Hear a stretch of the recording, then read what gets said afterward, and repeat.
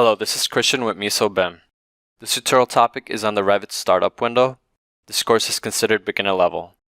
You will learn how to navigate the Revit Start Up window and open a new architectural project file. Let's open up Revit. This is the Revit Start Up window. The window is composed of 3 sections. They include the Project section, the Family section, and the Learning and Help section. Under Projects, you have the options to open a project file, create a new project file, or create a new template project file. To the left are 3 thumbnails that you can select to open. They will usually be the most recent projects that you worked on. Under Families, you have the option to open a family file, create a new one, and access Autodesk's online content catalog.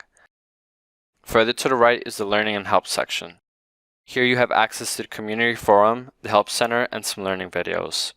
To create a new project file, go under Project and select New.